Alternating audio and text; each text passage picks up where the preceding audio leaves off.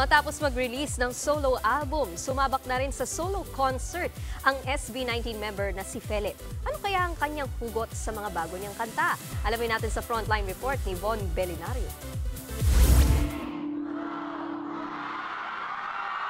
Paglabas pa lang sa stage, hiyawan na ang sumalubong kay Philip o SB19 member Ken sa kanyang solo concert sa Makati City.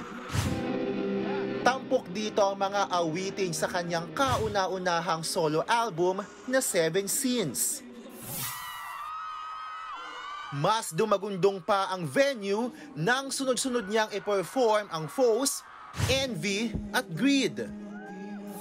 May special appearance pa ang mga nakakolab niya sa album. Kabilang dyan ang international singer-songwriter na si Syra Gwynth at hip-hop group na Player 2. Ang kanyang fans, proud na proud kay Philip. Sobrang saya po. Minsan sa sobrang saya nakakaiyak. Every time po, ganun lagi. Pag nakikita namin siya perform. Sobrang mixed emotion talaga. May iyak ka talaga as in. Sobrang nakaka-proud, nakakatuwa, nakaka-in-love. Bago ang concert, nakakwentuhan ng News 5 si Philip. Sobra raw ang kanyang pasasalamat sa mga bumili ng concert ticket at kanyang merch.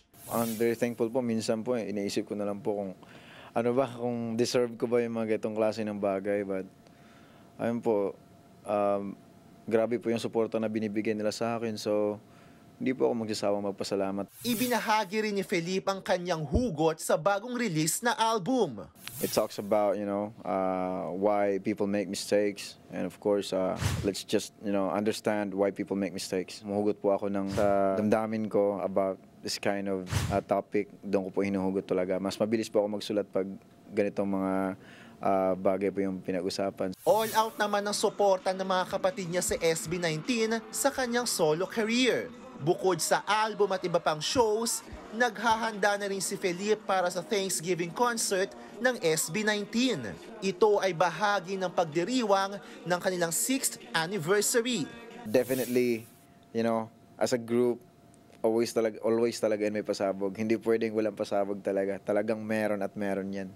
Nagbabalita mula sa Frontline, Von Belinario, News 5. Mga kapatid, Nikki de Guzman po, iba na ang may alam at may pakialam sa panahon ngayon. Para sa tuloy-tuloy na balitaan sa Frontline kahit weekend, mag-follow at mag-subscribe sa social media pages ng News 5.